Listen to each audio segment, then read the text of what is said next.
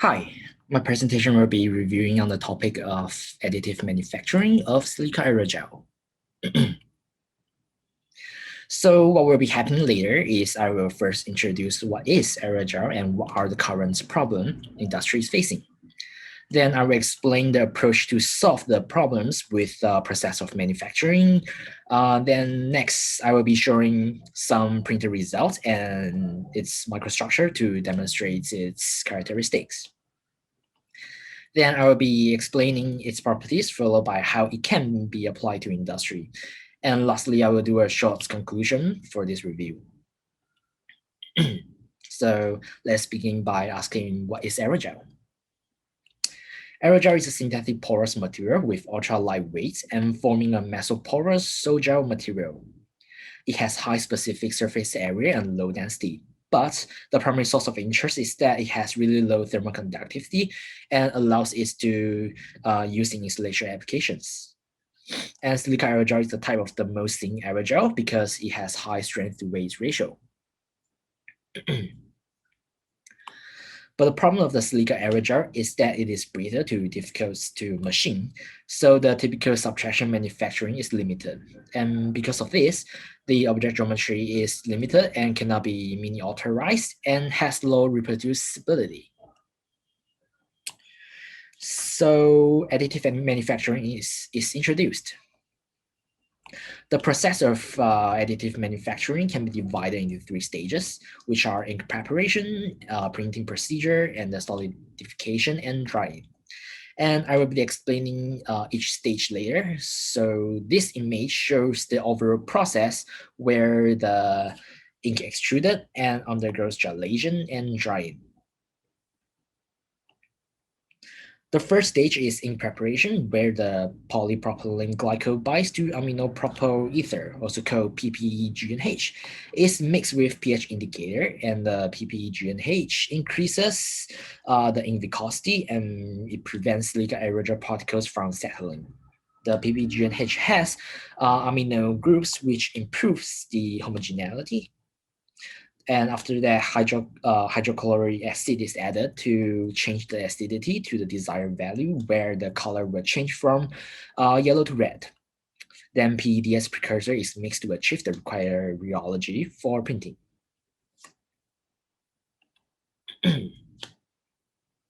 So during printing, the silica aerogel was first deformed to remove the bubbles and extruded out of the nozzle with a difference diameter of 100, 450, and 1190 micron.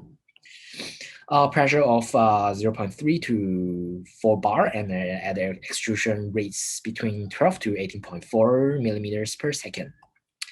The printing pattern has to be prepared by 3D modeling and as a STL file. After printing, the printed objects needs to be solidified under gelation via diffusion of ammonia gas by placing it beside the solution with no direct contact in a sealed container. So the gelation rates really depends on the diffusion rates, which is strongly affected by the temperature and the size of the container. The rates can up to 2 to 120 minutes depends. And lastly, to remove the solvents by hydrophobizing through supercritical carbon dioxide. So here are some of the objects that was printed via additive manufacturing approach. These are images of printed lotus flower. Additive manufacturing enabled to print in complex geometry, and as you can see, the color changes from red to yellow due to ammonia-induced gelation and turns white after solvents removed. And here are some of the even more complex geometry that was printed, such as honeycombs, 3D lattice, and membrane. So the printed objects were undergoes SEM-XRD to analyze the microstructure. And these are SEM images taken for different viscosity during printing. The results were that the lattice with pores and overhangs has higher viscosity, and the lower viscosity results in merged filaments to form continuous membrane with no pores and void. So as we can see that the rheology really affects the microstructure strongly. The X-ray topography were also analyzed to characterize the contents of the filament. So the result shows that the aerogel particle, which is light gray area, consists of 57.9%, and manganese dioxide stain aerogel binder, which is dark gray, consists of 40.5%. And the manganese dioxide enriched area consists of only 1.6%. So additive manufacturing exhibits some properties that actually performs better than the typical subtractive manufacturing. First is the contains shear thinning behavior because of the high volume fraction of jar particle. So the strain increases at large amplitude for colloidal suspension and non-Newtonian shear thinning at a small amplitude for large particle suspension. And also because of the shear thinning, the ink can flow through the nozzle and gain viscosity rapidly after printed. As you can see from the graph, viscosity decreases rapidly with the increasing shear rates, which is the shear thinning behavior. The printed aerogel has comparable tensile strength and compressive strength as the conventional subtractive manufacturing aerogel. This might due to the high SP ratio, which is the higher density aerogel particle bound by lower density matrix, and this limited the crack propagation. And by adding the polymer as reinforcement, it can increases the mechanical strength and the Young modulus by a factor of 7 to 9 times, depends. So what additive manufacturing silica aerogel can be applied to? The thermal insulation is one of the most commonly used application as it has extremely low thermal conductivity of 15.9 milliwatts per meter per Kelvin, which is even lower than air conductivity. And because of the high mesopore volume, it exhibits Newton effects and limits gas phase conduction. The silica aerogel can be printed where space is limited.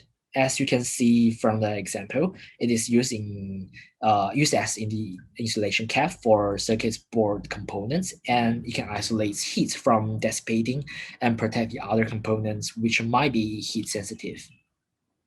Another application is thermal transpiration gas pump. Aerogel membrane was printed with a layer of manganese dioxide microspheres on the surface, and the manganese dioxide parts will be heated up and creating a gas flow across the membrane by thermal transpiration, and hence can degrade the volatile organic compounds known as VOCs via photothermal catalysis. So, in conclusion, that additive manufacturing is better than the typical subtractive manufacturing in both properties and printing approaches. And these are my references. Thank you for your time.